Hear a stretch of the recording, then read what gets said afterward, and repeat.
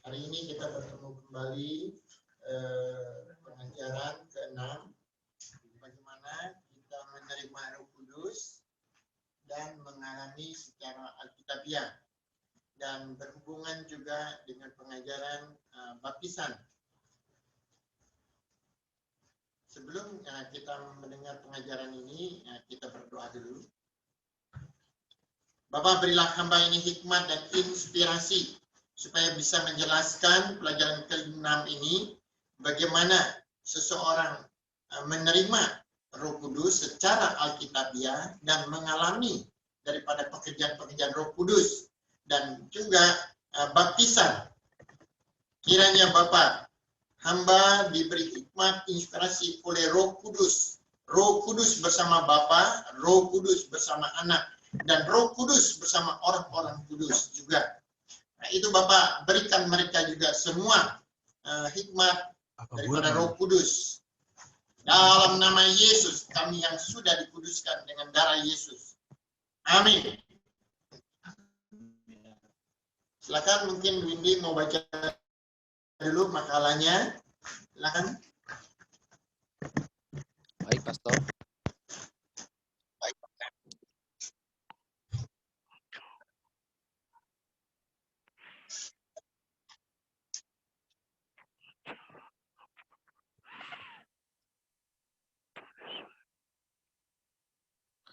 Pelajaran ke-6. Cara menerima dan mengalami Roh Kudus yang alkitabiah. Murid-murid Yesus bersama Yesus selama kurang lebih 3 tahun. Mereka makan bersama, melayani bersama, dan para murid melihat bagaimana Tuhan Yesus mengajar dan menyembuhkan berbagai penyakit. Murid-murid juga ikut menyaksikan tanda-tanda heran, yaitu memberi makan lebih dari 5.000 orang dewasa hanya dengan 5 roti dan 2 ikan. Mereka tiba di Kapernaum setelah hari Sabat mulai. Yesus segera masuk ke dalam rumah ibadat dan mengajar.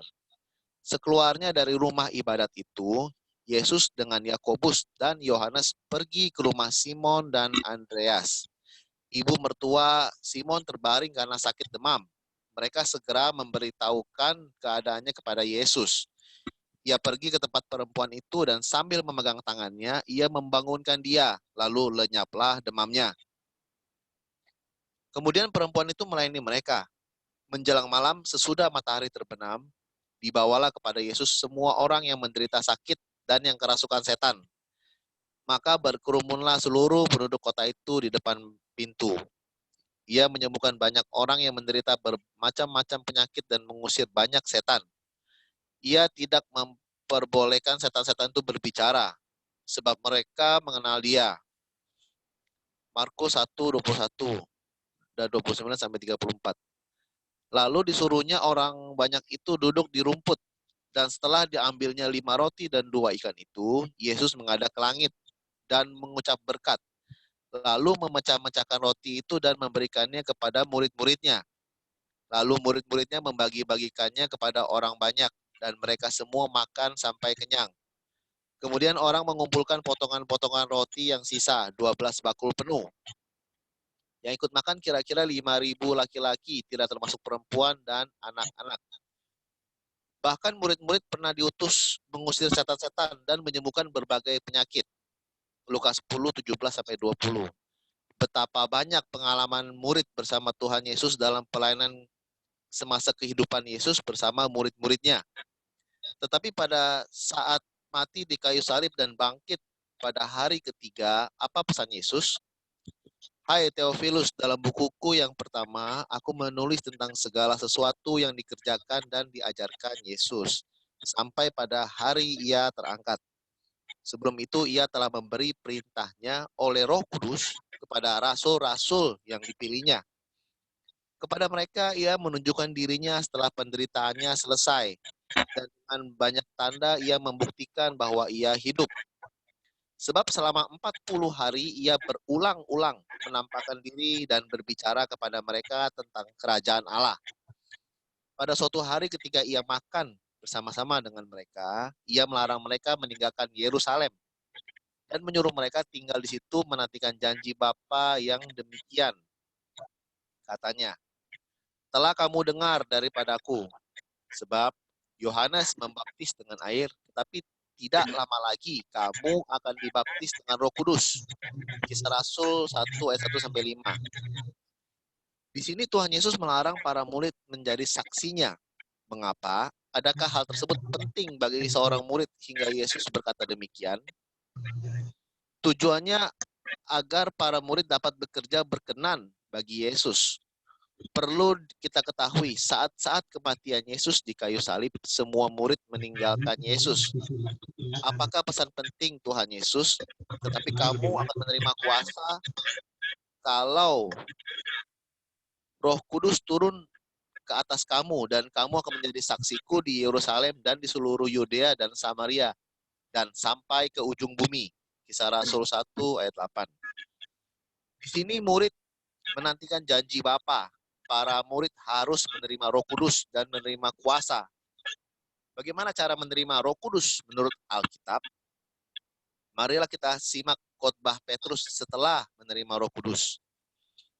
Jawab Petrus kepada mereka, bertobatlah dan hendaklah kamu masing-masing memberi dirimu dibaptis dalam nama Yesus Kristus untuk pengampunan dosamu. Maka kamu akan menerima karunia Roh Kudus. Rasul 2 ayat 38. Kita harus bertobat dan memberi diri dibaptis untuk mendapat pengampunan dosa. Maka akan menerima Roh Kudus. Apakah bertobat itu menurut Alkitab? Karena itu sadarlah dan bertobatlah, supaya dosamu dihapuskan. Kisah Rasul 3 ayat 19. Mari kita selidiki cara menghapuskan dosa di dalam perjanjian lama dan perjanjian baru. Baca Ibrani 9 ayat 22, Ibrani 10 ayat 19. Apakah kita mau menerima Roh Kudus? Maka harus meminta dengan iman. Lukas 11 ayat 10-13. Marilah kita ulas semuanya sesuai firman yang tertulis.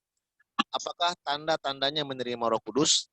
Dengan berbahasa baru atau bahasa roh. Markus 16, 17-20. Dan 1 Korintus 14. Roh Kuduslah yang memateraikan iman kita. Roh Kudus penolong bagi kita untuk bersaksi tentang Yesus. Yohanes 15 ayat 26, Efesus 4 ayat 30. Bahan diskusi. Apakah penting menerima Roh Kudus? Jelaskan. 2.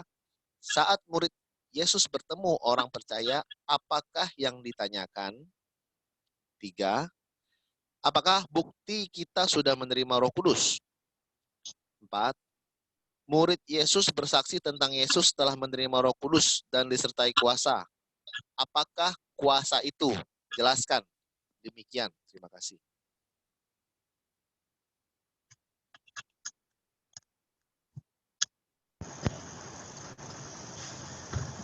Ya, Windy, terima kasih Windy atas partisipasinya telah membaca materi kita. Hari ini kita akan belajar cara menerima Roh Kudus yang alkitabiah.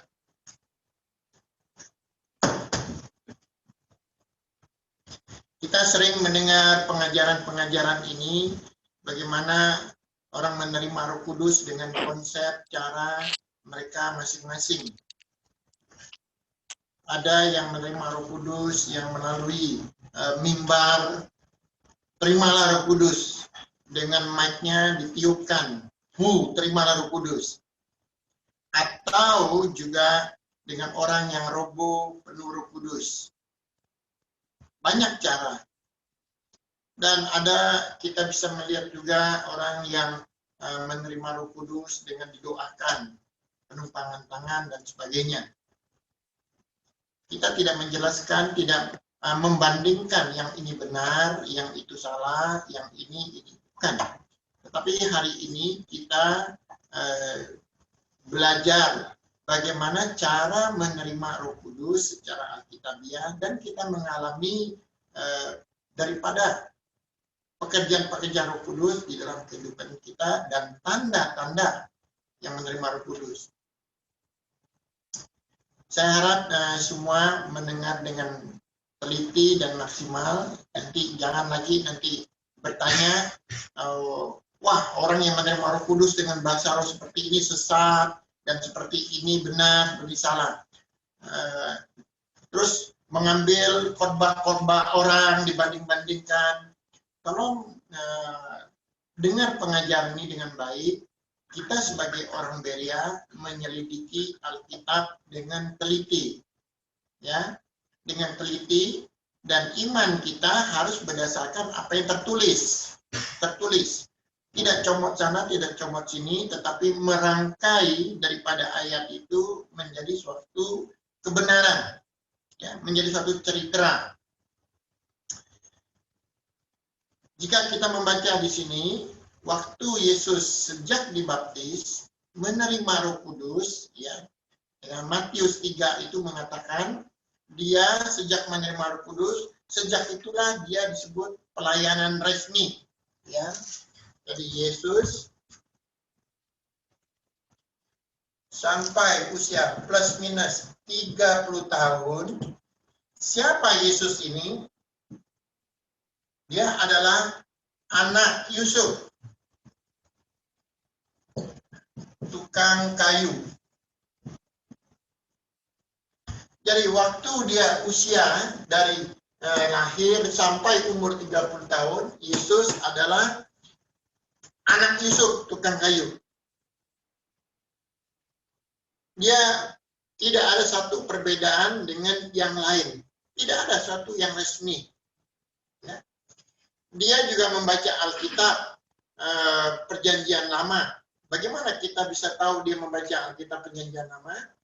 Kita tahu pada saat dia umur 12 tahun, waktu dia ke Yerusalem, ke Bait Allah, dia tertinggal. Pada saat itulah dia bersoal jawab dengan ahli Taurat dan Farisi.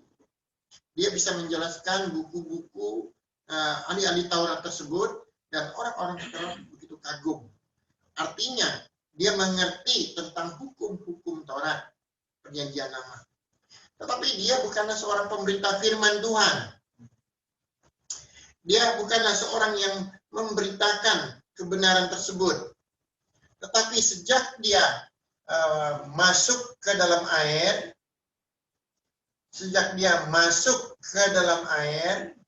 dan dia keluar dari air, sejak inilah dia menerima Roh Kudus. Firman mengatakan sejak dia masuk ke air, dia dibaptis, dia menerima Roh Kudus. Coba kita baca Matius 3 ayat 15 sampai 17. Lalu Yesus menjawab, katanya kepadanya, biarlah hal itu terjadi karena demikianlah sepatutnya kita menggenapkan seluruh kehendak Allah.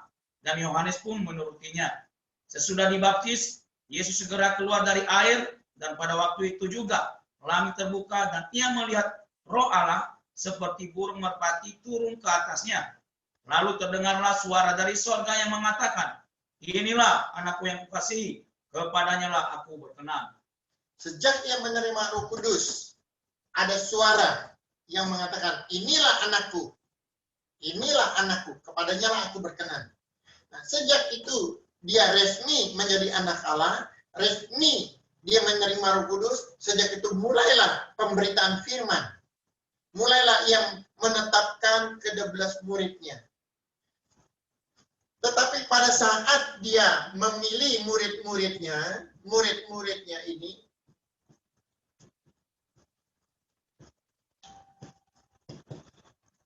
yang 12 orang ini, pada saat ia mengikuti Yesus selama 3 tahun, dia memberi makan 5.000 orang, 4.000 orang, dia menyembuhkan bermacam-macam penyakit, bahkan dia membangkitkan Lazarus yang sudah mati 4 hari, mayatnya sudah busuk, murid-muridnya bersama dia. Segala sesuatu yang dilakukan Yesus, murid-muridnya bersama. Apa yang dikatakan Yesus, mereka tahu. Sungguh, mereka ini murid. Dan kita jika melihat di sini, di Markus 1, Yesus setiap hari Sabat masuk ke tempat ibadah. Jadi Yesus pada waktu dia masih hidup, dia ibadah hari Sabat. Ya, hari Sabat. Jadi orang bilang, Yesus kalau begitu ibadah hari apa? Hari Sabat. Hari Sabat itu hari apa? Hari Sabtu. Ya. Jadi dia masih beribadah. Kita bisa melihat di Markus 1 pada saat itu dia masih ibadah, dia mengajar. Bapak Ibu Saudara yang saya kasihi,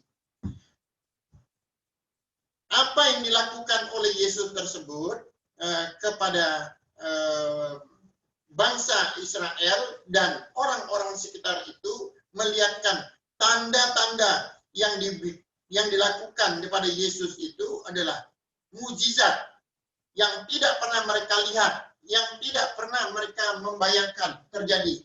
Maka begitu luar biasanya sehingga mereka berharap Yesus ini suatu saat akan menjadi seorang raja. Seorang raja yang menggantikan pada saat itu mereka dibawa jajahan daripada Roma. Ya. Dia ingin nanti bangkit seorang raja seperti Daud yang tidak pernah terkalahkan. Tidak pernah terkalahkan. Maka mereka mulai mengeluh-ngeluhkan Yesus. Mengeluh-ngeluhkan Yesus. Nah, kejadian demi kejadian tersebut sehingga membuat Yesus akhirnya dibenci. Kita bisa melihat perjalanan Yesus selama kurang lebih 3 tahun. 3 tahun ini. Endingnya 3 tahun, plus minus 3 tahun ini, dia dielukan, diharapkan menjadi seorang raja yang luar biasa, muncul seperti Daud yang tidak pernah dikalahkan. Tetapi Yesus tidak memikirkan hal yang seperti itu. Dia melakukan pekerjaan-pekerjaan Bapa. Dia mengatakan, yang saya lakukan ini adalah pekerjaan yang dikehendaki oleh Bapaknya. Itu yang dikerjakannya. Coba kita melihat Yohanes 5.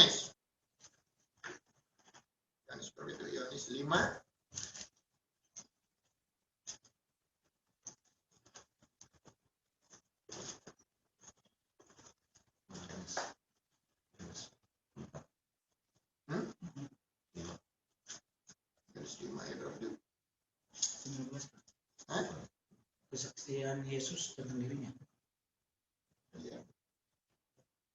Ya, yang dilakukan kehendak Bapa. Kerjanya. Ayat 34. Yohanes 4:34. Yohanes berapa? Yohanes 4:34. Ya, coba kita baca Yohanes 4 ayat 34. Ya, Yohanes 4 ayat 34. Kata Yesus kepada mereka, makananku ialah melakukan kehendak Dia yang mengutus aku dan menyelesaikan pekerjaannya. Kita lihat di sini banyak orang menggiring Yesus supaya ia menjadi seorang raja. Ya, seorang raja. Tapi Yesus mengatakan, kata Yesus kepada mereka, makananku ialah melakukan kehendak Dia yang mengutus aku dan menyelesaikan pekerjaannya. Jadi dia ingin di bumi ini menyelesaikan pekerjaan Bapaknya yang mengutusnya dia. Sedangkan bangsa Israel berharap Yesus menjadi raja. Ya, berharap jadi raja. Jadi konsep ini berbeda. Maka murid-muridnya masih berpikiran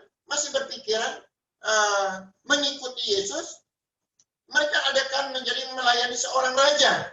Seorang raja. Ini dua hal yang berbeda. Ya.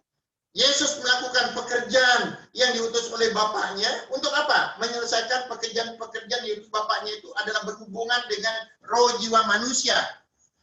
Seluruh dunia, seluruh bangsa Israel, roh jiwa mereka yang terbelenggu, terkurung oleh dosa, terkurung oleh iblis tersebut.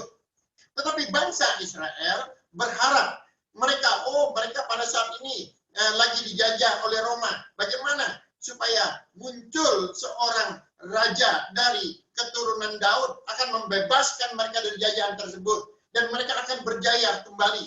Jadi satu berpikiran tentang negara, satu berpikiran tentang kebebasan mereka di bumi ini, sebagai negara yang tidak dijajah, dibebaskan dari penjajahan, muncul seorang raja yang tidak terkalahkan. Itu adalah pemikiran daripada murid-muridnya dan seluruh bangsa Israel menghendaki demikian. Sedangkan Yesus melakukan pekerjaan yang diutus. Kita lihat ada dua pemahaman, dua yang berbeda. Biarpun muridnya bersama dia 3 tahun, tapi belum tahu tujuan Yesus itu apa. Belum tahu sama sekali. Sekalipun Yesus menyembuhkan orang, dia berpikir ini seorang yang luar biasa, ya, seorang yang luar biasa. Dia seorang anak Allah, dia seorang nabi. Maka ada yang mengatakan dia nabi, ada yang mengatakan dia Mesias, dan ada yang mengatakan engkau adalah raja.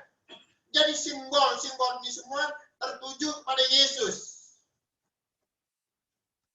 Bapak Ibu Saudara yang saya kasihi, keinginan daripada orang Israel yang di dalam pikiran mereka masing-masing menganggap Yesus itu raja, menganggap Yesus itu seorang nabi, menganggap Yesus itu seorang yang membuat mukjizat, menganggap Yesus itu membebaskan manusia yang dijajah tersebut, ya, dan menganggap bahwa Yesus akan menjadi raja. Simbol-simbol seperti ini, keinginan ini masih ada pada orang-orang yang saat ini juga seperti itu. Ya. Kita juga seperti itu, bertemu Yesus, apa yang keinginan kita? Mungkin juga bisa ditafsirkan, saya ingin bebas dari tekanan ekonomi, saya ingin bebas dari kehidupan dunia yang menghimpit susah ini, saya ingin bebas berkat yang melimpah. Segala sesuatu ini adalah pemikiran-pemikiran yang pada umumnya sekarang ini dan juga pada murid-murid tersebut. Bapak Ibu Saudara yang saya kasih. Tetapi jika kita melihat dengan teliti di sini, ternyata pada saat Yesus mati, ditetapkan dia harus disalib, maka murid-murid itu sangat kecewa. Kenapa seorang raja kok belum sampai tujuannya sudah disalibkan? Dia sudah divonis. Maka ini membuat satu kekecewaan bagi mereka. Bagaimana kita bisa tahu kekecewaan itu terjadi? Sebenarnya kita bisa melihat kekecewaan itu waktu Yesus mati, bangkit pun harapan daripada murid-muridnya itu masih mempunyai harapan Yesus itu adalah raja. Harapan itu belum hilang. Belum hilang itu. Sama sekali belum hilang. Ya. Masih berharap bahwa dia akan bangkit. Dia dengan super powernya membebaskan bangsa Israel dari jajahan daripada Roman. Dan dia akan menjadi raja yang tidak pernah terkalahkan. Itu masih ada dalam pemikirannya. Bagaimana? Coba kita menyelidiki Alkitab. Kita baca Kisah Rasul 1 ayat 6.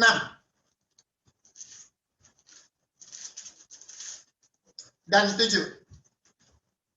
Mari kita dengar ayat ini dengan baik-baik. Maka bertanyalah mereka yang berkumpul di situ, Tuhan, maukah engkau pada masa ini memulihkan kerajaan bagi Israel?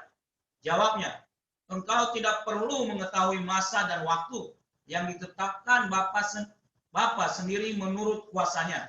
Kita melihat, betulkah demikian? Jadi pengharapan murid-murid itu apa? Biarpun Yesus sudah mati bangkit, tetap dia ingin menjadi raja.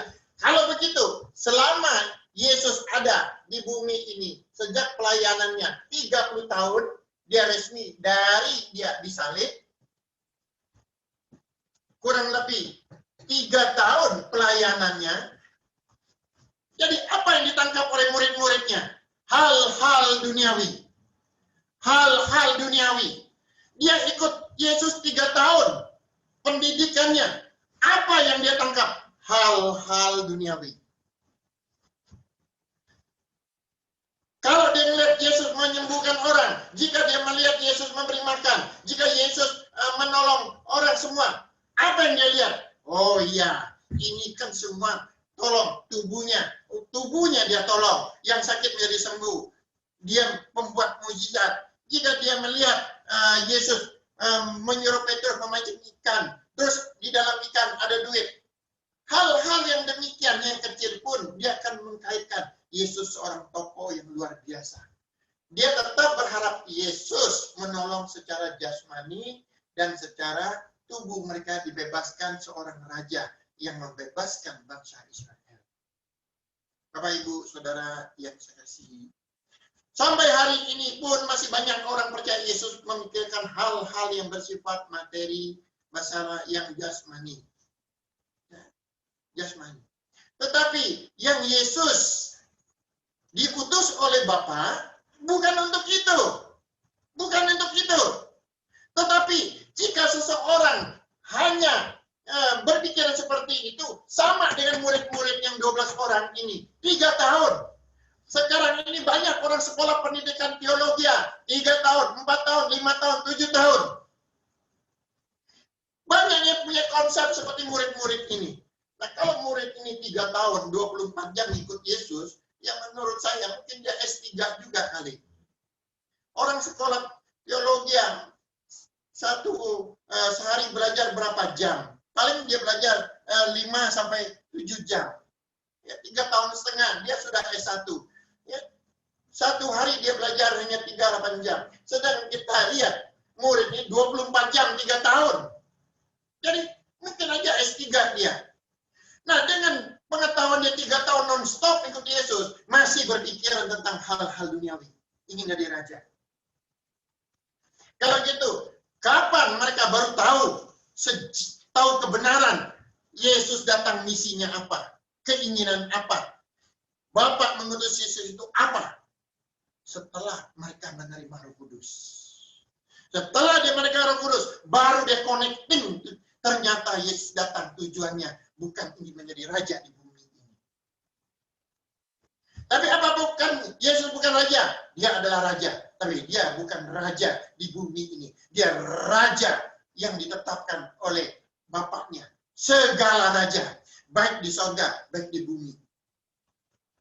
Dia adalah raja yang ditetapkan oleh Bapaknya. Raja di atas segala raja di permukaan bumi ini. Bukan hanya untuk Israel. Ya. Kalau kita melihat bahwa dia sudah menyatakan itu, dia siapa di Yohanes 18 itu. Ya. Dia adalah raja yang ditetapkan oleh Bapaknya. Bapak, Ibu, Saudara yang saya kasihi. Murid-muridnya tidak tahu kehendak Yesus, apa yang dipikirkan Yesus, apa yang Tuhan Yesus kehendaki. Mereka hanya berpikiran secara jasmani dan keinginan-keinginan duniawi. Tetapi sejak dia menerima Roh Kudus, konsep daripada muridnya jadi berubah. Sama hari-hari sekarang juga begitu.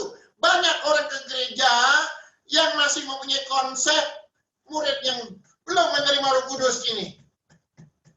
Belum menerima Roh Kudus ini. Jadi dia tidak mengerti keinginan Yesus datang itu untuk apa. Dan kalau dia memberitakan firman itu, apa yang harus dia beritakan? Bapak Ibu, kita hari ini kita belajar daripada 12 rasul ini. Sangat penting momen ini kita belajar. Nah, begitu murid-murid ini mengetahui Yesus mati, Yesus bangkit. Tahukah Yesus datang mencari murid itu satu persatu. Setelah murid-murid itu yang spesial dikumpulkan, firman Tuhan mengatakan yang melihat, yang bertemu dengan Yesus kurang lebih 500 orang lebih. Ini adalah orang-orang yang spesial. Waktu Yesus hidup, dia memberi mukjizat 5.000 orang yang makan. Ya, 5 roti 2 ikan dan 4.000, dan seluruh Israel yang diperkirakan mungkin 6-8 juta pada saat itu mendengar Yesus. Dan mereka kagum bagaimana 5.000 dengan keluarganya 10.000 lebih melihat mereka makan luar biasanya sampai ada sisanya, yang membuat mukjizat seperti itu. Yang 4.000, wow, mereka mengatakan Yesus luar biasa, Yesus luar biasa. Mereka mengeluhkan kemanapun. Firman mengatakan yang 5.000 orang yang mengikuti Yesus itu sudah beberapa hari mengikuti Yesus. Sudah beberapa hari. Ini luar biasa loh. Orang KKR sekarang hanya 2 jam, 3 jam. Ini beberapa hari firman mengatakan mengikuti Yesus. Maka mereka sehingga kelaparan. Maka Yesus menyiapkan makannya. Ini luar biasa loh. Ya, tahukah Bapak Ibu, waktu Yesus bangkit dari kematiannya, orang yang 5.000 ini yang hanya berpikiran Yesus memberi makan untuk mereka tidak dicari oleh Yesus. Yang 4.000 orang itu tidak dicari oleh Yesus. Yesus yang mencari yang sangat spesial. Yang sangat spesial. Hanya 500 lebih. Ini yang dicari oleh Yesus. Mari kita baca 1 Korintus 15 ayat 6.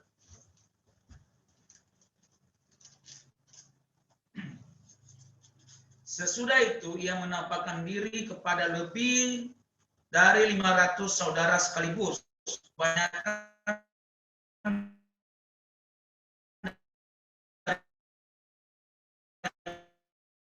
mereka masih hidup sampai sekarang.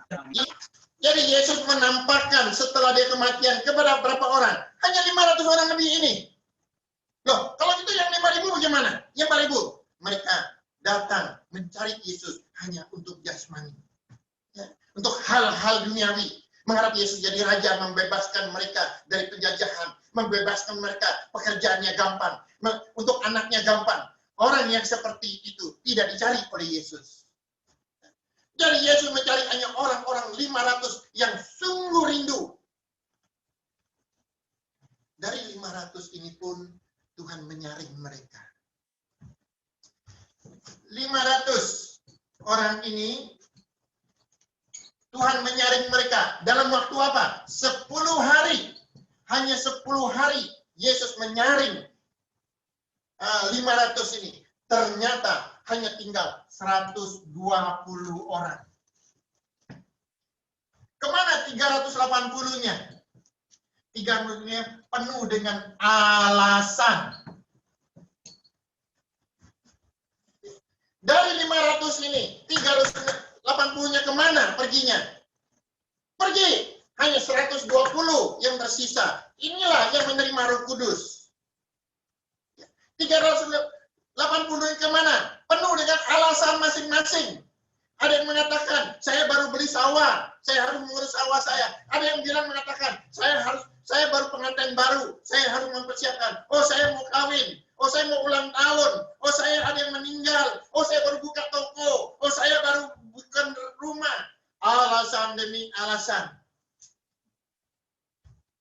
Sekarang pun kalau kita bilang ibadah, banyak orang alasan. Saya ada meeting, saya ada ini, saya ada ini. Oh, kamu mau ibadah, banyak ini, pengajar ini. Banyak alasan.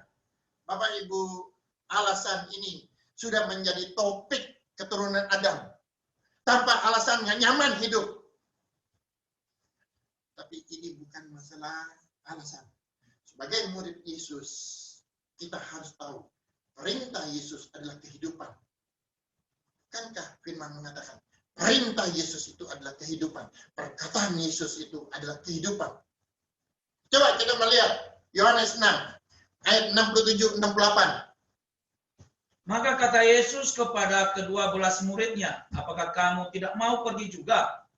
Jawab Simon Petrus kepadanya, Tuhan, kepada siapakah kami akan pergi? Perkataanmu adalah perkataan hidup yang kekal. Dan kami telah percaya dan tahu bahwa Engkau adalah yang kudus dari Allah. Ya, kita bisa melihat di sini, ya. Kemana kami harus pergi? Perkataanmu adalah untuk hidup kekal. Jadi orang-orang yang murid-murid itu tidak bisa mau meninggalkan Yesus. Setiap ada pemberitaan firman, setiap ada ibadah, oh mereka tidak punya alasan lain. Saya harus mendengar karena ada kehidupan kekal di situ. Bapak Ibu, jika hari-hari sekarang kita seringkali mendengar, waduh saya ada meeting, saya ada tugas ini, saya ada klaim ini, itu alasan rese. Sudah di zaman Rasul, begitu banyak alasan. Tapi keadaan-keadaan sekarang, kita jangan terlalu membuat alasan dengan situasi ini. Kita yang butuh Tuhan, kita yang butuh hidup kekal, kita yang butuh surga. Bukan Tuhan yang membutuhkan kita, kita yang membutuhkan itu. Marilah kita taat. Bukankah beberapa minggu yang lalu kita pernah mengasih pengajaran? Hutang kita tidak bisa dibayar. Terus ada yang mau bayar. Dia memberi persyaratan. Bukan kita yang membuat persyaratan. Oh, kalau kamu mau bayar utang saya beri persyaratan ya. Bukan. Dia yang melunasi utang kita, dia memberi alasan. Apa? Peraturannya. Kamu mau nggak saya lunasin kamu? Ini peraturannya. Kamu taat, saya lunasin. Masa orang yang bayar utang kita yang memberi alasannya? Yo, kalau kamu bayar utang saya, ya kamu harus ikutin cara saya. Ini orang apa ini? Sudah berhutang. Sombong lagi. Jadi orang yang demikian adalah orang yang sombong di hadapan Allah. Harus rendah hati. Oh, kamu mau menyelesaikan utang saya ya, dosa saya. Apa sih kehendak kamu? Ya. Harus seperti itu dengan rendah hati. Dengan rendah hati kita harus mengikuti. Bukan kita yang memberi alasan. Oh, saya nggak bisa kalau begitu. Nggak bisa. Ini bukan orang rendah hati, orang sombong. Sombong. Tahukah Bapak Ibu? Sombong itulah musuh Allah. Allah paling benci dengan orang sombong. Penzina bisa selamat. Pemungut cukai bisa selamat. Pembunuh misik selamat. Tapi sombong, hati-hati. Sombong, hati-hati. Ya, itu adalah hawa nafsumu untuk melawan Allah. Bapak, Ibu, Saudara yang saya kasih. Dari 500 orang ini, waktu dikumpulkan, Yesus mengatakan, hai murid-muridku, kalian jangan pernah meninggalkan Yerusalem loh ya. Jangan pernah meninggalkan. Kamu tunggu, ya. Kamu tunggu janji Bapa. Nanti kalau Roh Kudus datang, kamu baru menjadi saksiku. Jangan kemana-mana ya, jangan kemana-mana. Mari kita membaca. Kisah Rasul 1.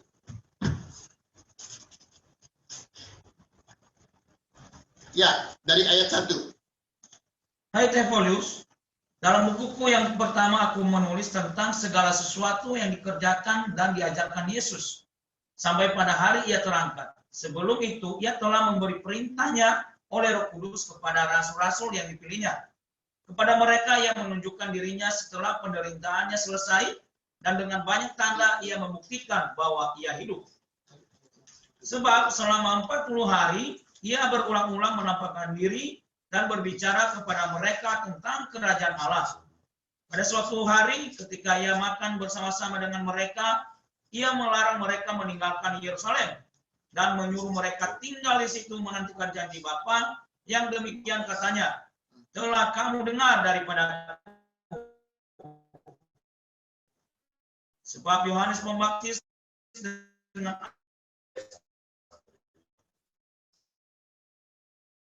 tidak lama lagi kamu akan baptis. Pada suatu hari ketika ia makan bersama-sama dengan mereka setelah kebangkitannya ya, 40 hari itu berulang-ulang, kita lihat ya. Ia melarang mereka meninggalkan Yerusalem, melarang mereka meninggalkan Yerusalem dan menyuruh mereka tinggal di situ menantikan janji Bapa, yang demikian katanya, telah kamu dengar daripadaku, sebab Yohanes membaptis dengan air, tetapi tidak lama lagi kamu akan dibaptis dengan Roh Kudus. Jadi, Bapak, Ibu, Saudara yang saya kasih, murid-murid ini sudah dibaptis air. 500 orang ini sudah dibaptis air. Tetapi kamu belum dibaptis Roh Kudus. Ini adalah pesan Yesus. Jadi sangat penting. Maka mereka 3 tahun mengikuti Yesus, mereka belum terima Roh Kudus. Maka konsep pemikirannya, mereka belum tahu konsep yang dikehendaki oleh Yesus. Mereka masih berpikiran tentang hal-hal duniawi. Bapak, Ibu, Saudara yang saya kasih, kita tahu bahwa Allah adalah Roh, Bapa, Anak, dan Roh Kudus. Anak inilah yang kita tahu 2000 tahun yang lalu. Ya. Setelah dia menerima Roh Kudus, dialah yang bersaksi. Kalau kita murid-muridnya sudah belum? Belum. Sama sekali belum. Maka dia bilang, tunggu, kamu supaya terima Roh Kudus juga. Bapak, Ibu, Roh Kudus selalu bersama Bapa. Roh Kudus ini selalu bersama Bapa. Dan sampai hari ini pun Roh Kudus itu masih bersama Bapa. Ya. Sampai hari ini. Jadi orang berpikir kalau menerima Roh Kudus di tempat dia, bukan di tempat Bapa. Tidak. Roh Kudus tetap bersama Bapa. Roh Kudusnya lah yang bekerja. Bapa hanya sebagai ekstensi. Bapa itu sebagai ekstensi. Roh Kudus ini bekerja. Waktu anak Yesus ini menerima Roh Kudus, maka Yesus bersama dengan Roh Kudus. Orang yang menerima Roh Kudus juga sama, tapi Roh Kudus dia tetap bersama Bapa sampai hari ini. Ekstensinya begitu. Dia tidak pernah terpisah oleh Bapa. Bapak, Ibu, Saudara yang saya kasih. Jadi kita harus tahu, maka murid-murid yang belum menerima Roh Kudus, mereka yang belum menerima Kudus, mereka selalu berpikiran dengan hikmat mereka. Maka Yesus bilang, jangan meninggalkan Yerusalem sebelum menerima Roh Kudus. Tahukah Bapak Ibu, waktu Yesus berbicara kepada murid jangan meninggalkan Yerusalem, murid ini sudah menerima Roh Kudus? Belum. Kalau gitu, apa yang dipikiran murid? Kapan kamu pulihkan Yerusalem ini? Kapan engkau datang sebagai raja? Artinya, konsepnya masih hal duniawi. Jika seseorang belum menerima Roh Kudus, konsepnya percaya Yesus, ya percaya. Ikut Yesus, ya. Dapat berkat Yesus, ya. Apapun dia percaya yang Yesus lakukan. Tapi konsep rohaninya belum connecting. Ini yang harus kita tahu. Jadi, kalau kita mengatakan orang-orang yang percaya Yesus itu seperti apa? Ya semua orang bisa percaya Yesus. Yang belum percaya, belum terima Roh Kudus juga percaya. Yang terima Roh Kudus juga percaya. Sama-sama percaya. Tapi konsep rohani yang di dalam berbeda. Satu berkonsep jasmani, materi. Tapi begitu dia terima Roh Kudus, konsep rohani itu jadi berbeda. Ini yang perlu kita tahu. Maka kita melihat di sini ayat yang selanjutnya, ayat 5. Sebab Yohanes membaptis dengan air, tetapi tidak lama lagi akan dibaptis dengan Roh Kudus. Ayat 6. Maka bertanyalah mereka yang berkumpul di situ, Tuhan, maukah engkau pada masa ini memulihkan kerajaan bagi Israel? Kita lihat, murid yang belum terima Roh Kudus, apa yang dia pikir? Dia berpikir Yesus bangkit, ingin jadi raja, ingin memulihkan bangsa Israel. Ayat 7. Jawabnya, engkau tidak perlu mengetahui masa dan waktu yang ditetapkan Bapa sendiri menurut kuasanya. Yesus tidak membantah bahwa akan ada masanya kejayaan bangsa Israel. Ada. Tapi kapan? Dia tidak membantah itu. Nanti. Ini yang kita kenal nanti. Yang disebut masa zaman 1000 tahun. Tapi sekarang belum. Sekarang ini masih zaman perjanjian baru. Pekerjaan Roh Kudus. Ya. Jadi mereka minta nanti Yesus akan datang sebagai raja zaman 1000 tahun. Ya memang itu akan terjadi. Maka dia tidak membantah. Tetapi belum sekarang. Belum sekarang. Ya. Nah, murid-murid juga berharap seperti itu. Nah, kita lihat ayat selanjutnya. Ayat 8. Tetapi kamu akan menerima kuasa kalau Roh Kudus turun ke atas kamu, dan kamu akan menjadi saksiku di Yerusalem, di Yudea, dan Samaria, sampai ke ujung bumi. Pada saat seseorang menerima Roh Kudus, maka orang ini akan menjadi saksi. Saksi Yesus. Saksi. Ayat 8 itu mengatakan, pada saat seorang menerima Yesus, menjadi saksiku. Artinya, saksi Yesus. Saksi Yesus itu artinya apa? Seseorang baru menceritakan Yesus. Pada saat seseorang itu di atas mimbar, Dia menceritakan Yesus. Saksi. Saksi. Saksi. Sejak orang menerima Roh Kudus, saksi. Artinya saya harus menjelaskan apa yang terjadi 2000 tahun yang lalu. Apa yang dilakukan oleh Yesus. Apa yang dilakukan sebelum Yesus lahir. Janjinya. Sampai Abraham pun dia mengatakan sudah melihat Yesus. Jadi orang harus menceritakan Yesus. Firman pada mulanya. Yang menciptakan segala sesuatu.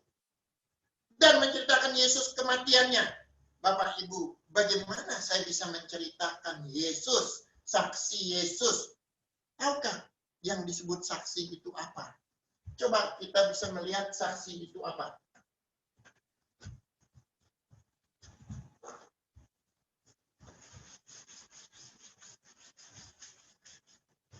Kita melihat, apa itu saksi Yesus?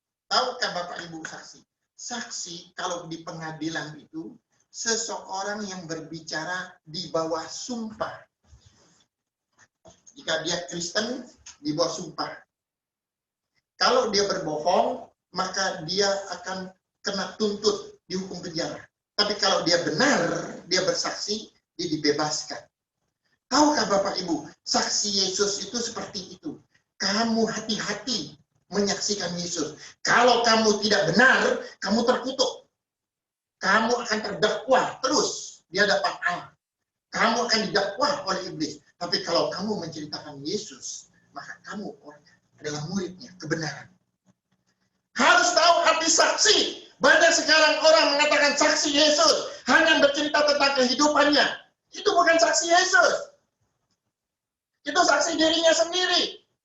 Menceritakan orang di Amerika, di mana yang kaya, itu bukan saksi Yesus. Itu adalah menceritakan perbuatan baik Yesus terhadap dirinya, terhadap orang. Itu bukan saksi. Coba lihat, jika kamu menerima Roh Kudus, kamu akan menjadi saksiku. Jadi saksinya Yesus. Hanya menceritakan Yesus. Itulah seorang saksi. Saya saksi Yesus. Bagaimana saya bisa menyaksikan Yesus? Maka untuk menjadi saksi Yesus, saya harus membaca Alkitab dari Kejadian sampai Wahyu berulang-ulang.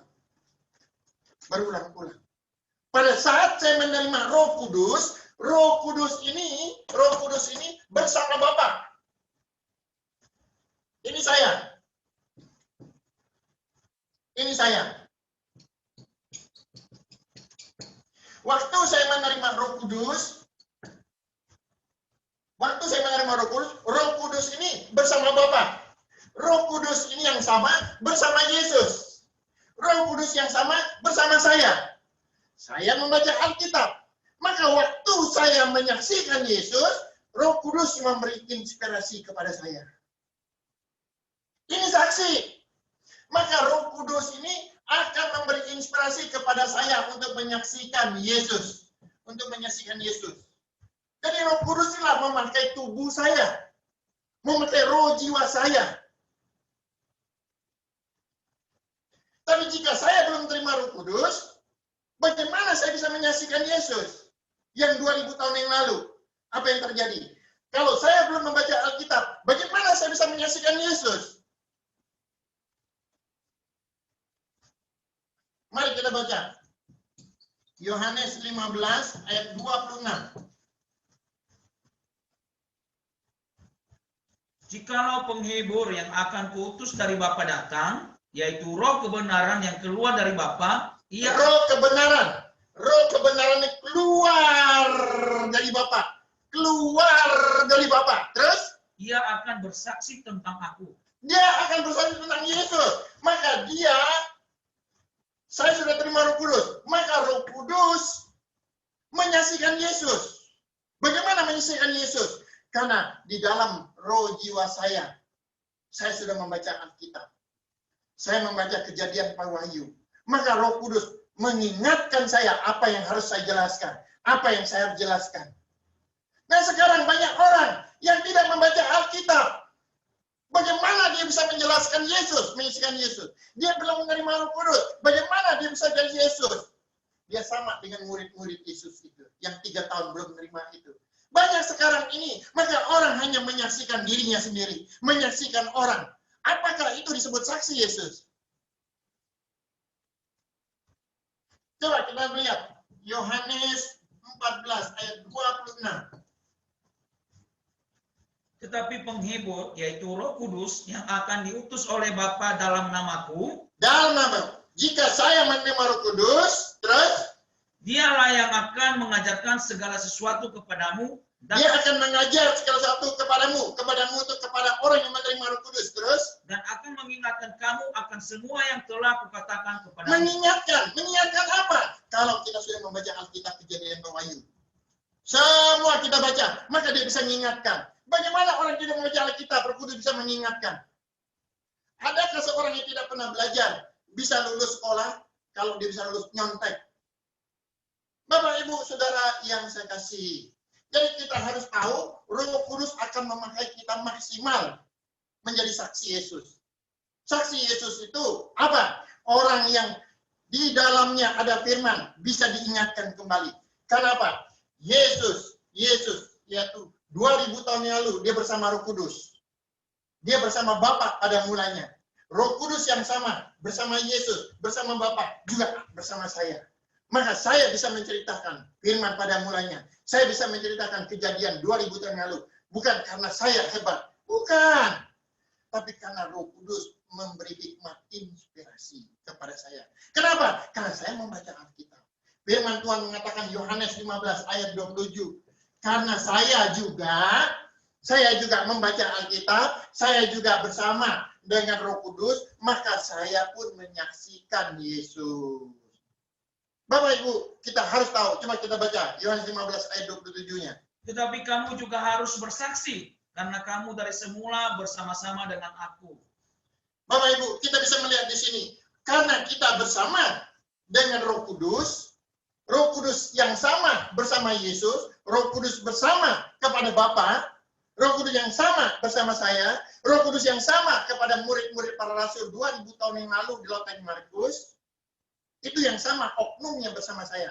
Maka saya menceritakan sama apa yang terjadi 2000 tahun yang lalu dan apa kehendaknya kepada kita.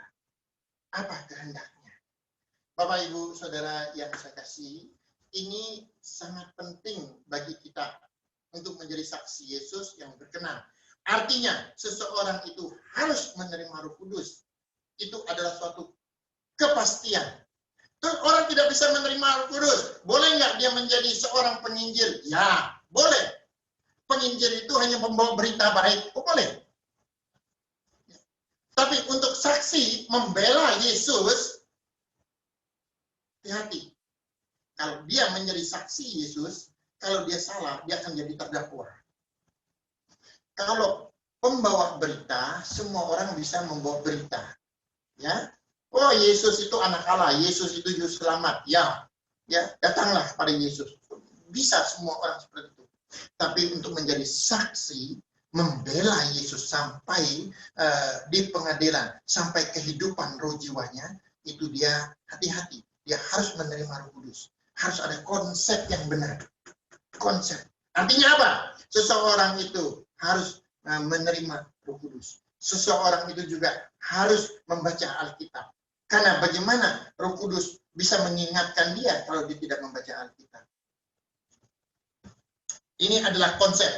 Nah, Bapak, Ibu, Saudara yang saya kasih, tadi kita sudah tahu bahwa murid-murid ini, waktu mereka di Lautan Markus, 1 Korintus 15 ayat 6 itu mengatakan 500 lebih.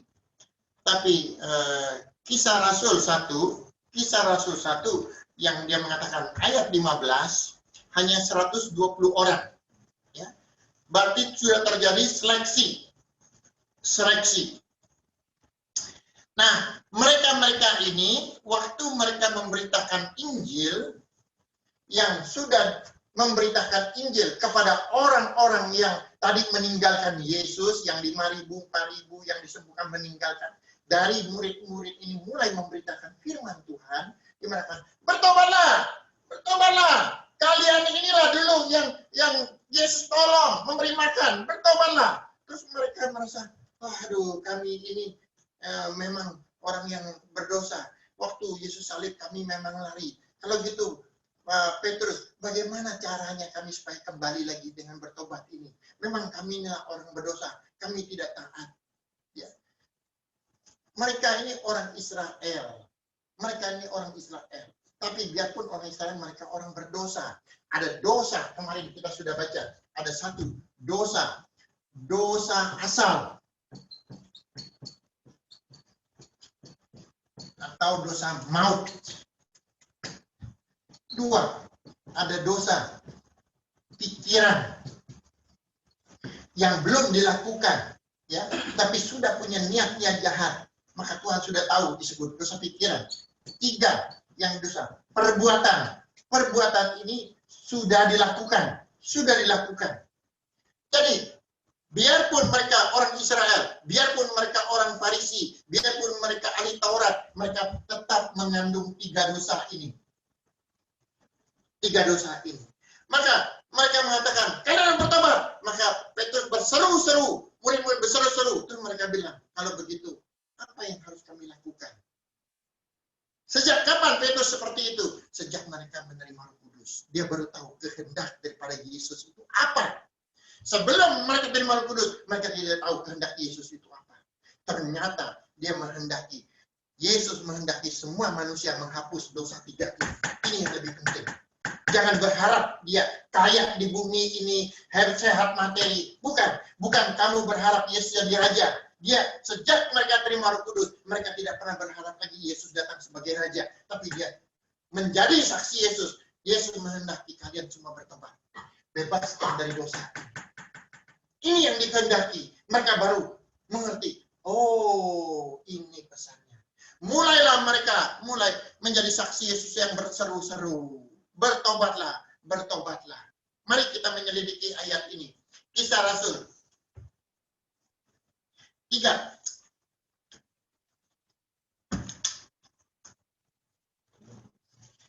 Kisah Rasul 2 ayat 36. Kisah Rasul 2. Jadi seluruh kaum Israel harus tahu dengan pasti bahwa Allah telah membuat Yesus yang kamu salibkan itu menjadi Tuhan dan Kristus. Ketika mereka mendengar hal itu, hati mereka sangat terharu. Lalu mereka bertanya kepada Petrus dan rasul-rasul yang lain, apakah yang harus kami perbuat, saudara-saudara? Jawab Petrus kepada mereka, bertobatlah dan hendaklah kamu masing-masing memberi dirimu dibaptis dalam nama Yesus Kristus untuk pengampunan dosamu, maka kamu akan menerima karunia Roh Kudus.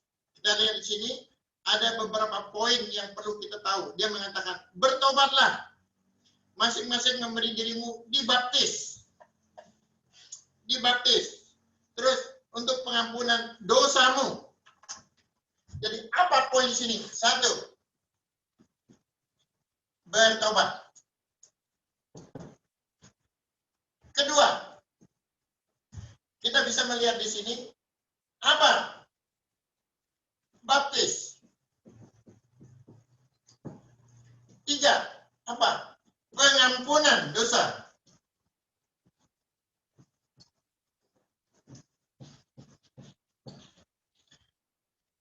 Ketiga hal ini dilakukan, baru kamu menerima Roh Kudus.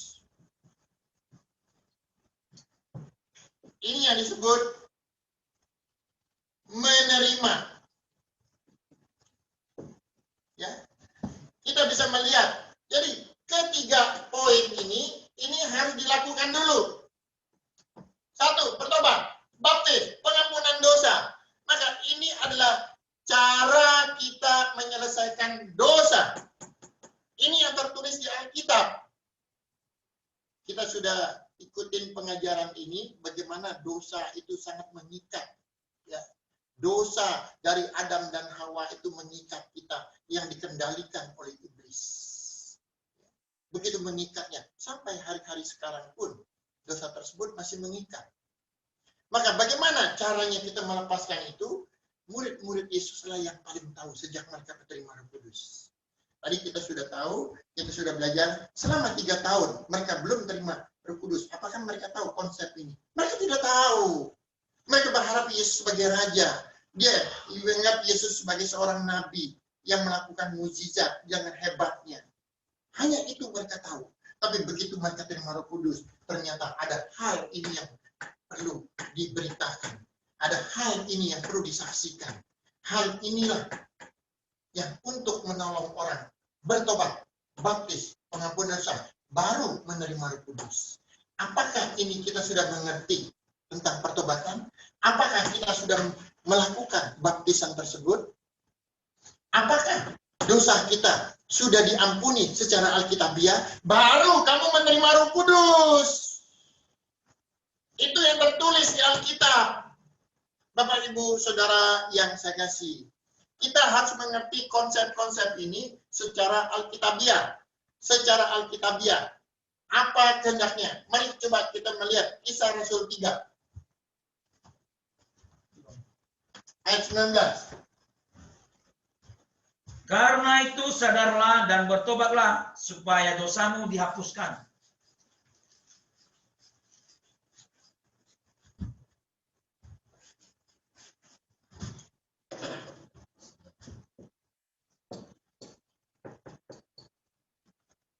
Dia mengatakan, kamu, hai manusia, sadarlah. Terus bertobatlah. Bertobatlah. Bertobat ini untuk apa? Bertobat ini untuk pengampunan dosa.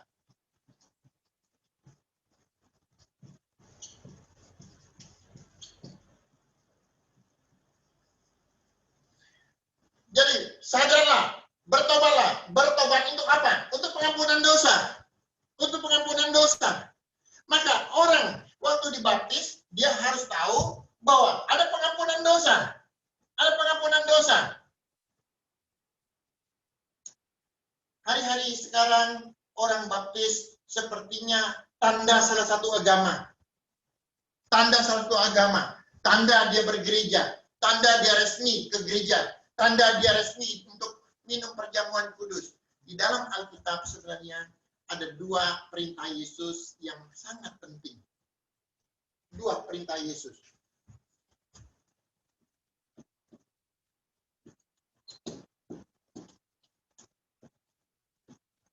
Satu, baptis.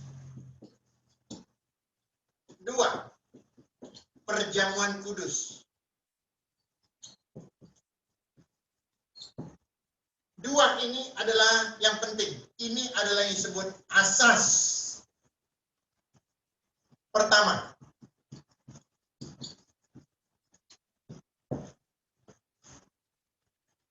Roh Kudus memperingati kedatangan dan kematian Yesus. Ini baptis, ini adalah perintah. Maka kalau kita membaca Markus 16, waktu sebelum dia naik ke surga, itu perintah dia. Perintah dia. Coba kita selidiki dulu. Markus 16, ayat 15. Lalu ia berkata kepada mereka, pergilah ke seluruh dunia, beritakanlah Injil kepada segala makhluk. Ya, beritakanlah Injil kepada segala makhluk, artinya seluruh manusia, makhluk rohani itu. Terus, Siapa yang percaya dan dibaptis akan diselamatkan, tetapi siapa yang tidak percaya akan dihukum. nah ini dia. Ya, jadi perintah pertama itu apa? Baptis. Baptis. Ya. Ini adalah perintah pertama. Asas pertama Yesus. Untuk apa? Sekarang, untuk pengampunan dosa.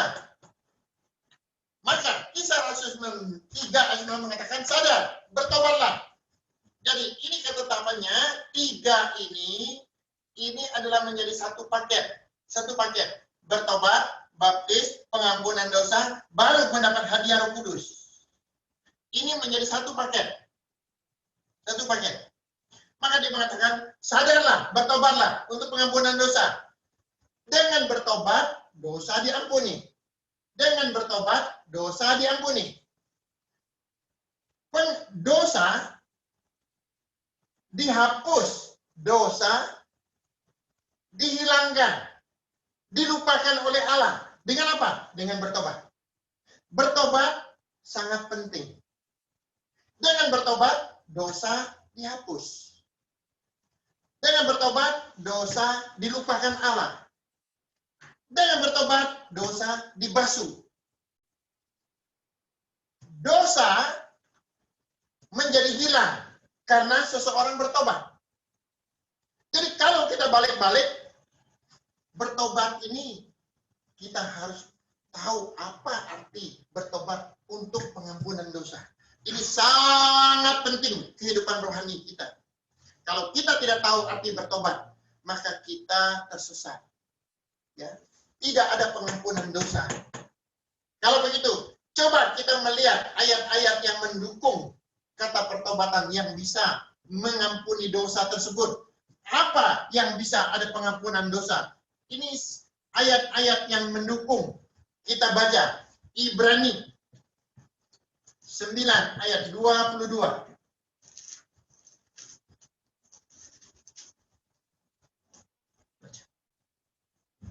Dan hampir segala sesuatu disucikan menurut hukum Taurat dengan darah, dan tanpa penumpahan darah tidak ada pengampunan. Tanpa darah tidak ada pengampunan dosa. Dalam perjanjian lama, bangsa Israel kalau berdosa, mereka menumpahkan darah binatang. Darah lembu, darah domba, darah kambing, darah. Jadi kita bisa lihat, dalam perjanjian lama itu darah binatang. Ini sebagai apa? Ini sebagai perumpamaan. Sebagai perumpamaan. Kalau begitu, kita perjanjian baru dengan apa? Perjanjian baru dengan apa? Kita tetap dengan darah, tapi bukan darah binatang. Kita pakai darah Yesus. Bukankah Yohanes mengatakan, lihatlah anak domba Allah datang. Jadi darah Yesus inilah darah perjanjian. Inilah darah yang dijanjikan kepada semua suku bangsa untuk pengampunan dosa. Inilah darah perjanjian.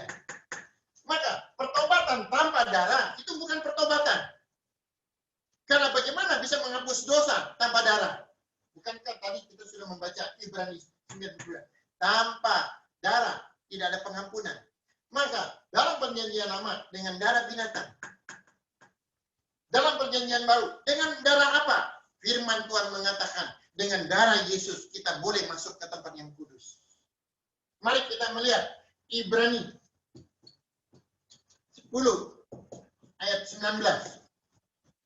Jadi saudara-saudara, oleh darah Yesus kita sekarang penuh keberanian dapat masuk ke dalam tempat kudus. Ya, jadi di sini kita lihat dalam perjanjian baru kita melakukan untuk pengampunan dosa itu dengan apa? Dengan darah Yesus. Maka jika seseorang belum dibaptis, diajar dulu tentang pertobatan ini. Ini penting. Maka waktu dia berkatakan, Tuhan kuduskan saya, dosa dari nenek moyang, terus dosa pribadi saya, dosa pikiran saya, dosa perbuatan saya, semua dosa itu saya minta tolong dikuduskan dengan darah Yesus. Maka kita berseru dengan mulut kita. Roma 10 ayat 10 itu mengatakan, dengan mulut kau berseru, dengan hati mengakui, itulah iman. Maka waktu kita berseru-seru mengaku orang berdosa, bukankah kita sudah belajar kemarin? Jika kita mengaku orang dosa, kita sudah menggenapi hukum Taurat. Bukankah kemarin kita sudah belajar pelajaran kelima? Dengan kita mengaku orang berdosa, kita menggenapi apa? Hukum Taurat. Dengan kita minta darah Yesus, iblis tidak bisa apa? Mendakwa kita. Bukankah kita belajar kemarin? Terus, dengan kita mengaku orang berdosa, minta darah Yesus, maka kita luput dari hukuman Allah. Bukankah kita sudah belajar kemarin? Pelajaran kelima. Maka ini adalah meneruskan. Maka pada saat kita bertobat, pada saat itu pengampunan, barulah kita kuburkan. Kita kuburkan di bawah air. Maka orang itu masuklah ke bawah air. Ya, masuklah kubur. Yang muncul lagi. Ini baru dikuburkan di bawah air. Ini dikuburkan. menguburkan. Jadi baptis itu apa? Menguburkan. Ya, menguburkan. Waktu kita menguburkan dosa yang akibat daripada pengetahuan bertobat dengan darah Yesus, pengampunan dosa, kita kuburkan. Waktu kita kuburkan, waktu kita naik ke atas, maka kita berhak menerima Roh Kudus. Ini kan suatu urutan. Coba kita membaca. Kolose 2 ayat 12 itu mengatakan apa?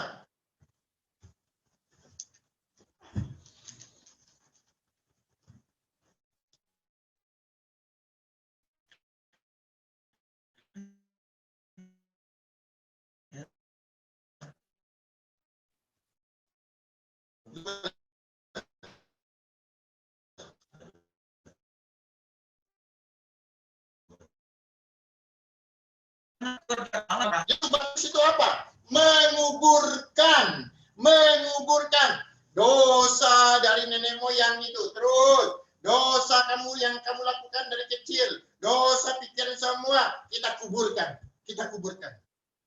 Tahukah Bapak Ibu, waktu kita menguburkan dosa, kalau saya mau ngambil suatu contoh gambar, ini adalah satu contoh saja, ya.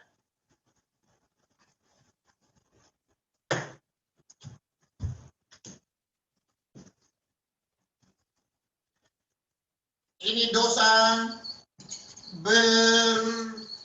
bergandengan di dalam kehidupannya.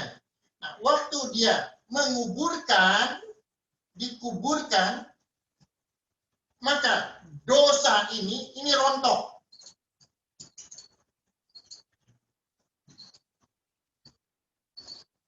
Turun. Jadi waktu dia naik dari air, maka dia tidak mempunyai dosa lagi.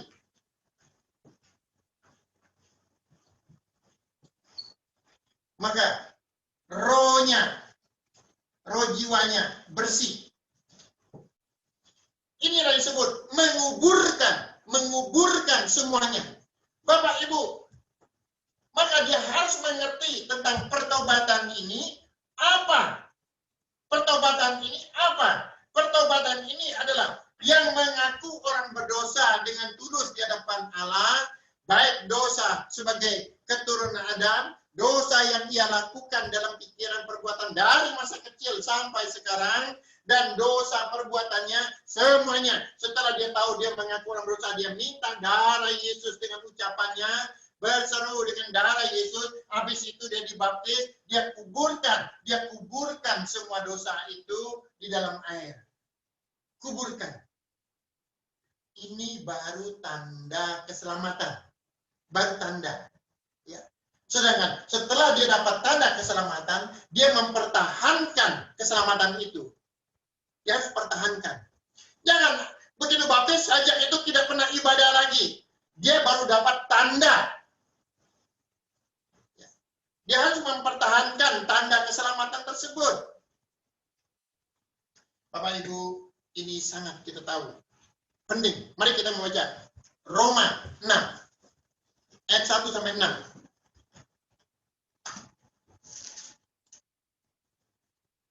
Jika demikian, apakah yang hendak kita katakan? Bolehkah kita bertekun dalam dosa supaya semakin bertambah kasih karunia itu? Sekali-kali tidak. Bukankah kita telah mati bagi dosa? Bagaimanakah kita masih dapat hidup di dalamnya? Atau tidak tahukah kamu bahwa kita semua yang telah dibaptis dalam Kristus telah dibaptis dalam kematiannya? Dengan demikian, kita telah dikuburkan bersama-sama dengan Dia oleh baptisan dalam kematian, supaya sama seperti Kristus telah dibangkitkan dari antara orang mati oleh kemuliaan Bapa, demikian juga kita akan hidup dalam hidup yang baru. Hidup yang terus. Sebab jika kita telah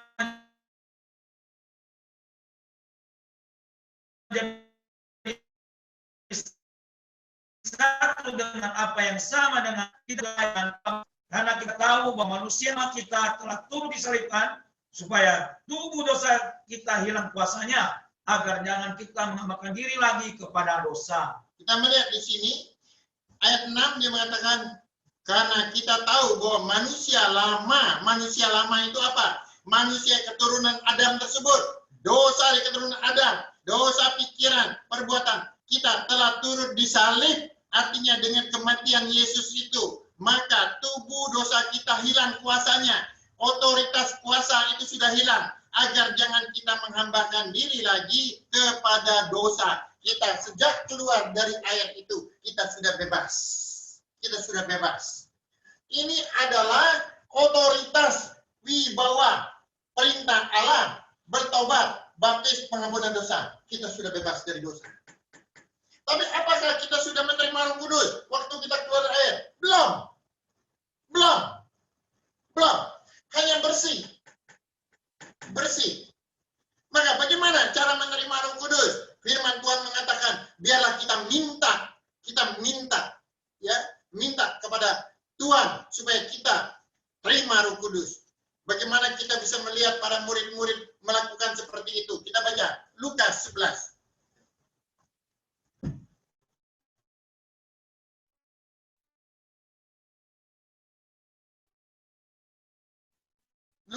Lukas 11.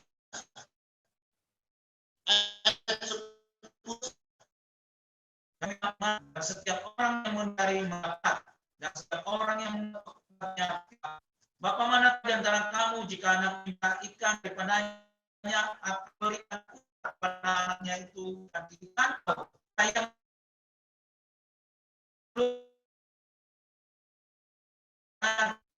jadi jika kamu kepada anak-anakmu, apalagi Bapamu yang di surga, dia akan berfokus kepada mereka yang meminta kepadanya.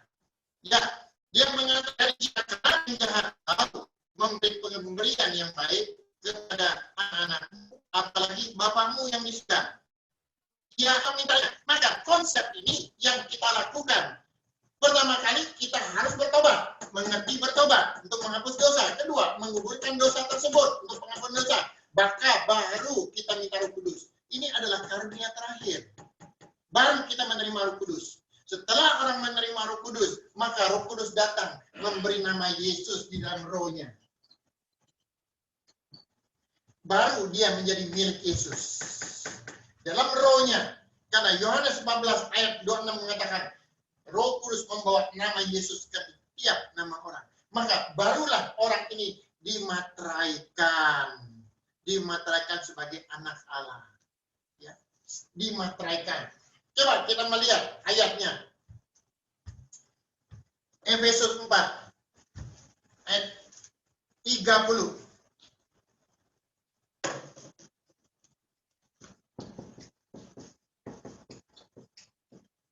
Dan janganlah kamu mendukakan Roh Kudus Allah yang telah memateraikan kamu menjelang hari penyelamatan. Nah itu dia. Jadi Roh Kuduslah memateraikan roh jiwa kita milik Yesus. Bapak Ibu, inilah konsep daripada Alkitab. Inilah konsep dari Alkitab.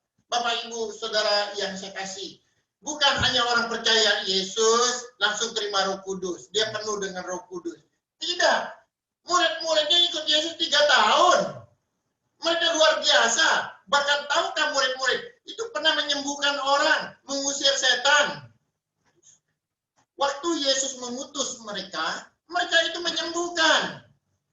Tapi mereka itu belum terima Roh Kudus. Jadi kalau sekarang ini orang bilang, oh saya nggak menerima Roh Kudus, tapi saya doa orang sembuh, bisa. Saya bisa mengusir setan, bisa. Karena dengan otoritas nama Yesus kamu bisa pergunakan. Tetapi hati-hati jika kamu belum menerima Roh Kudus, kamu akan dibuang oleh Yesus. Maka Yesus mengatakan, banyak orang akhir zaman berkata, berseru padaku, Yesus, Yesus, disuruh pergi, aku tidak mengenal engkau. Coba kita melihat, murid-murid Yesus ini waktu Yesus masih hidup, mereka belum satu pun menerima Roh Kudus. Apakah mereka bisa mengusir setan? Bisa. Mari coba kita melihatnya. Lukas 10.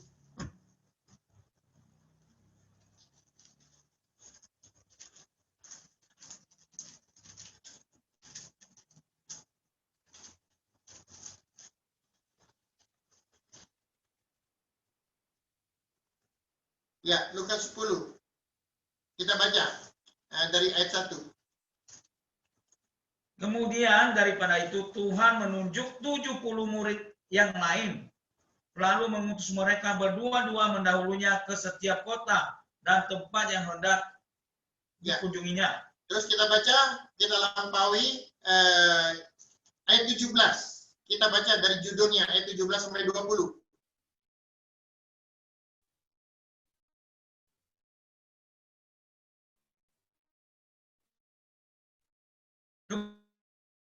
Kembalinya ke 70. Ini yang mengutuskan Yesus, berarti Yesus masih hidup. Tadi bisa rasul Yesus bekerja dari Roh Kudus. Waktu dia mengutus muridnya, jadi jelas. Kemudian ke-70 murid itu kembali dengan gembira dan berkata, Tuhan, juga setan-setan takluk kepada kami demi nama-Mu. Orang yang belum menerima Roh Kudus bisa nggak mengusir setan? Bisa. Ini terbukti. Terbukti bisa. Murid-muridnya bisa mengusir setan. Ya. Jadi hari-hari sekarang ini jika orang hanya bangga mengusir setan, itu biasa karena bukan dia punya kuasa, tetapi karena nama Yesus itu semua makhluk harus bertekuk lutut. Ya. Ayat 18. Lalu kata Yesus kepada mereka, Aku melihat iblis jatuh seperti kilat dari langit. Artinya sejak ada Yesus ke bumi ini, otoritas iblis itu, ya, raja penguasa dunia itu di bawah raja segala raja yang mempunyai otoritas lebih tinggi. Ya, 19. Sesungguhnya aku telah memberi kuasa kepada kamu untuk menginjak ular dan kalajengking, dan kuasa untuk menahan kekuatan musuh, sehingga tidak ada yang akan membahayakan kamu. Namun demikian janganlah bersukacita, karena roh-roh itu takluk kepadamu, tetapi bersukacitalah, karena namamu ada terdaftar di sorga. Kita melihat di sini ayat 20. Yesus berkata kepada 70 murid itu, namun demikian janganlah bersukacita karena roh-roh itu takluk kepadamu, tapi bersukacitalah karena namamu ada terdaftar surga. Artinya, jika namamu terdaftar di surga, itu jauh lebih penting. Nah, orang yang menerima Roh Kudus waktu dibaptis, itulah pendaftaran namanya di surga.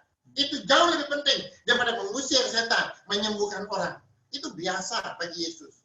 Ya. Tapi nama terdaftar, itu penting. Maka Rasul Paulus pesannya kepada jemaat-jemaat di Korintus itu apa?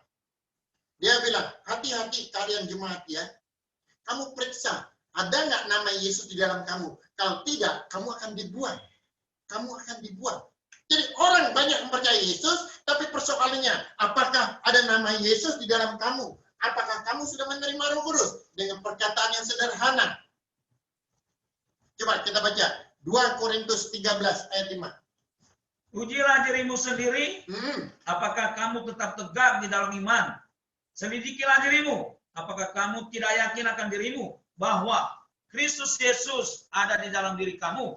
Sebab jika tidak demikian, kamu tidak tahan uji. Tidak tahan uji itu artinya kamu disqualified. Itu arti bahasa Inggrisnya kamu dibuang. Ya, kamu dibuang. Bapak, Ibu, Saudara yang saya kasih, kita harus tahu.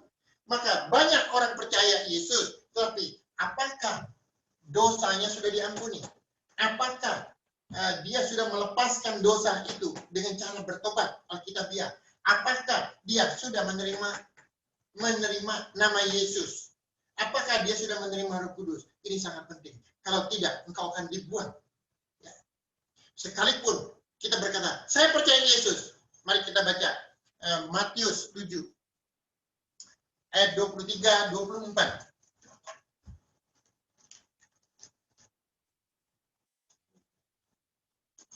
Matius 7 ayat 23.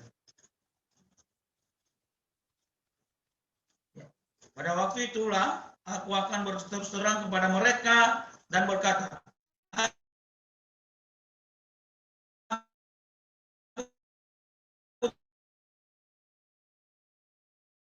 tidak pernah makan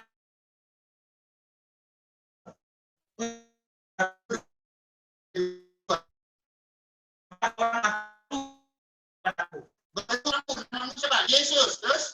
mengusir setan demi namamu. Ya, demi nama Yesus. Terus? Dan mengadakan banyak mukjizat demi namamu Ya, juga. demi nama Yesus juga. Terus? Pada waktu itulah aku akan berterus terang kepada mereka dan berkata, aku tidak pernah mengenal kamu. Menyalah daripadaku, kamu sekalian tumbuh kejahatan. Betapa sedihnya orang sudah memberitakan Injil, sudah menyembuhkan, tetapi Yesus tidak mengenal dia. Kenapa? Karena dia tidak mengenal sesuai konsep, ya, konsep menerima Roh Kudus dan mengalami Roh Kudus, dan dia tidak taat kepada asas pertama ini. Apa asas pertama ini? Inilah baptis untuk mengubur dosa asal, dosa pribadi, dosa pikirannya. Dan kedua, apa? Perjamuan kudus. Perjamuan kudus itu apa? Orang yang menyaksikan Yesus. Menyaksikan. Setiap kamu minum perjamuan kudus, kamu teringat, oh, ada Yesus anak Allah datang ke dunia menumpahkan darahnya untuk membebaskan saya. Sehingga saya menerima Roh Kudus menjadi anak kerajaan Allah. Sejak kamu memperingati itu, kamu bersaksi kembali. Jadi ini adalah perintah, dua perintah yang paling penting. Tapi perintah ini menentukan engkau tanda keselamatan. Perintah kedua ini mengingatkan engkau terus menyaksikan Yesus kepada orang-orang sekitar kamu. Jadi jika hari-hari sekarang orang perjamuan kudus tapi tidak pernah menyaksikan Yesus, orang tersebut berdosa. Ya.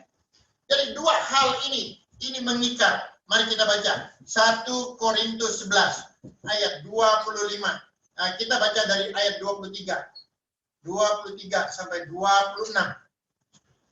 Sebab apa yang telah kuteruskan kepadamu telah aku terima dari Tuhan, yaitu bahwa Tuhan Yesus pada malam waktu ia diserahkan mengambil roti, dan sesudah itu ia mengucap syukur atasnya. Ia memecah-mecahkannya dan berkata, inilah tubuhku yang diserahkan bagi kamu. Perbuatlah ini menjadi peringatan akan aku. Demikian juga ia mengambil cawan sesudah makan, lalu berkata, cawan ini adalah perjanjian baru yang dimeteraikan oleh darahku. Perbuatlah ini setiap kali kamu meminumnya menjadi peringatan akan aku. Peringatan artinya suatu peringatan seperti seorang mengadakan upacara bendera 17 Agustus. Itu peringatan kemerdekaan, kemenangan. Maka semangat merdeka itu harus berkobar-kobar. Kita merayakan perjamuan kudus. Kita mengingat kematian Yesus menyelamatkan kita. Maka kita berkobar-kobar lagi memberitakan itu kepada orang. Karena itu peringatan. Jadi itu tugas daripada seorang pemberita firman menceritakan perjamuan kudus. Perjamuan kudus bukan untuk kesembuhan. Itu mistik tahyul. Perjamuan kudus bukan untuk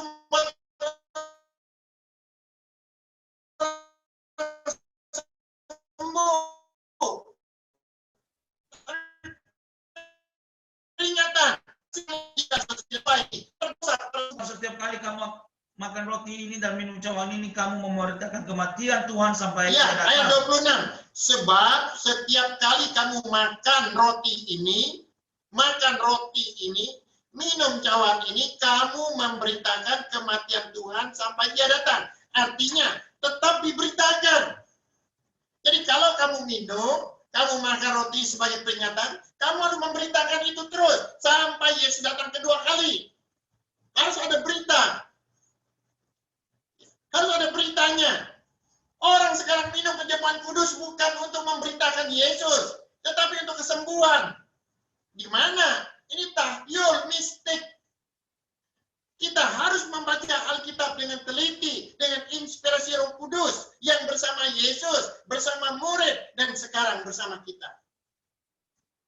Ayat 27. Jadi barang siapa dengan cara yang tidak layak makan roti atau minum cawan Tuhan, ia berdosa terhadap tubuh dan darah Tuhan. Jika engkau perjamuan kudus tidak cara konsep Alkitab untuk memberitakan, mengingatkan lagi, kamu dengan konsep kamu kesembuhan, kamu berdosa. Berdosa kepada tubuh Kristus, berdosa kepada darah Yesus. Bukan itu yang Yesus kehendaki. Bapak, Ibu, Saudara yang saya kasihi. Maka hari ini konsep kita menerima Roh Kudus dan mengalami Roh Kudus itu sangat penting. Ya, sangat penting. Karena kita belajar dari John, mungkin yang belum terima Roh Kudus tidak bisa dilayani, tapi kalau ada para penginjil, mintalah tolong para penginjil di sekitar itu yang sudah mengerti untuk mendoakan ini. Tapi kalau tidak, nanti saya akan coba membimbing di sini, ya, untuk menerima Roh Kudus. Tapi sebelumnya coba kita selesaikan dulu sesi ini dengan bahan diskusi ini dulu. Yang pertama, apakah penting menerima Roh Kudus? Jadi penting kan menerima Roh Kudus? Penting. Sangat penting jika ingin menjadi saksi Yesus, ingin menjadi murid Yesus, ingin dimateraikan imannya. Itu sangat penting. Yang kedua, saat murid Yesus bertemu orang percaya, apakah yang ditanyakan? Apa yang ditanyakan? Apakah sudah menerima Roh Kudus? Jadi, setiap murid tanya, itu Kisah Rasul 19, dia selalu bertanya, apakah kamu sudah terima Roh Kudus? Ya, Kisah Rasul 19 ayat 1 sampai 6. Kalau kamu belum terima Roh Kudus, siapa yang membaptis kamu? Siapa yang membaptis kamu? Kenapa tidak dijelaskan harus terima Roh Kudus? Ya. Yang ketiga, apakah bukti kita menerima Roh Kudus? Apa buktinya? Kita berbahasa roh. Berbahasa roh, berbahasa baru. Kisah Rasul 16 ayat 16-17 itu artinya tanda-tanda orang menerima Roh Kudus itu berbahasa baru, berbahasa roh, berbahasa lidah.